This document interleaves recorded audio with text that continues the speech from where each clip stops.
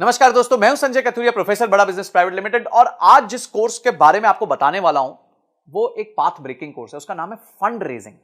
जी हां, देखिए, कोई भी जब स्टार्टअप चालू होता है या कोई भी मिड साइज कंपनी भी हो जाती है, उसके लिए फंड रेजिंग बहुत इंपॉर्टेंट होती है। तो फंड रेजिंग जो होती है वो दो तरीके से हो सकती है। पहला, आप उधार ले सकते हैं। दूसरा, आप जो है कंपनी के शेयर्स बेच के शेयर्स के अगेंस्ट पैसे ले सकते हैं। तो आप कौन से तरीके से जाना चाहेंगे, ये आपको ध्यान रखना है। तो इस कोर्स में हमने बताया कि अगर आप शेयर्स बेच के पैसा रेज करना चाहते हैं तो किन किन चीजों का आपको ध्यान रखना है। उसके लिए आपको इन्वेस्टर्स के सामने पिच करना पड़ेगा। देखिए, उधारी में क्या होता है, उधारी तो बड़ी सिंपल है। आप गए, आपने प्रोजेक्शन दी, आपके पास कोई जमीन है, उस जमीन के वैल्यू के अगेंस्ट आपको लोन मिल जाएगा और आप धीरे धीरे उस लोन को चुका देंगे। पर जो निवेशक होता है, जो आपकी कंपनी में इक्विटी लेता है, वो आपके साथ पार्टिसिपेट करता है, आपके दुख सुख का साथी होता है।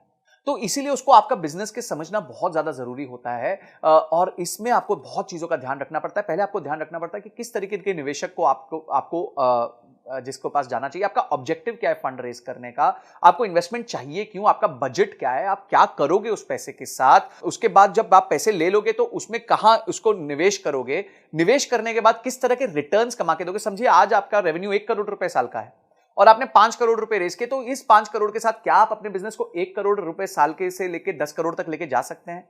ये सारी चीजें आपको ध्यान रखनी पड़ेंगी, आपको अपने निवेशक को समझानी पड़ेगी, स्टोरी समझानी पड़ेगी कि क्यों आपका बिजनेस इतना अच्छा है।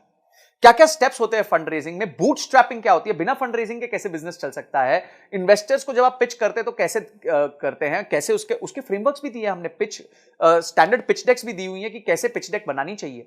उसके बाद आपके प्रोटोटाइप्स क्या होते हैं पिचिंग के, आपके टर्म शीट क्या होती है, ड्यू डिलिजेंस क्या होता है जब लोग आपके बिजनेस को आके समझते हैं। उसके बाद किस तरीके का पेपर वर्क होता है, आपका शेयर होल्डर एग्रीमेंट क्या होता है, शेयर सब्सक्रिप्शन एग्रीमेंट क्या होता है, कंपनी की वैल्यू कैसे तय की जाती है कि भाई ये कंपनी 100 रुपए की है कि 200 रुपए की है।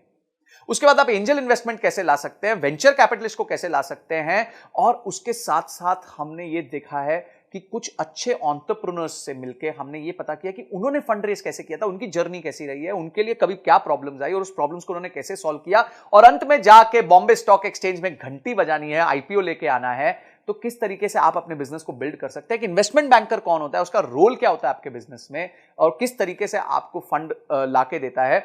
आप उसके बाद इन्वेस्टर रिलेशंस कैसे मैनेज करते हैं, जब निवेशक बोर्ड पे आ जाता है उसके साथ कैसे अपना आप रिलेशन मैनेज करेंगे। ऐसी 32 पावरफुल वीडियोस हमने बनाई हैं जिसमें case studies, examples, real life cases हमने लिए हैं, जिसको आप यूज करके फंड रेजिंग कर सकते हैं। तो बाप रे, इतना सुनने के बाद ही आपको मन करना चाहिए कि मैं इस कोर्स को अनलॉक कर लूं, इमीडिएटली अनलॉक कर लूं और जाके सारे वीडियोस को ध्यान से पढूं, उसको इंप्लीमेंट करूं और उसके बाद उसके रीडिंग मटेरियल्स को पढ़ के उसको और डीप में समझूं। तो ये सारी चीजें हमारे एक ही कोर्स में इतना सब आपको मिल जाएगा, इतनी सारी आपकी प्रॉब्लम सॉल्व हो जाएंगी। आपका गोल है अगर कि कंपनी के लिए फंड रेज करना है तो आप इस वीडियोस को देख के बहुत अपने आप को इक्विप कर सकते हैं, प्रिपेयर कर सकते हैं। इसके साथ हमने 450 फंड्स की लिस्ट भी दी है जिनको आप अप्रोच कर सकते हैं, उनके फोन नंबर के साथ, उनके किसको आपको अप्रोच करना है उसके साथ। ये सारी चीजें हमने इसके साथ फ्री रिसोर्सेज दिए हुए हैं। तो इमीडिएटली जो है एक्शन लीजिए, क्योंकि एक्शन के बिना कोई परिवर्तन नहीं आएगा, कोई चेंज नहीं आएगा।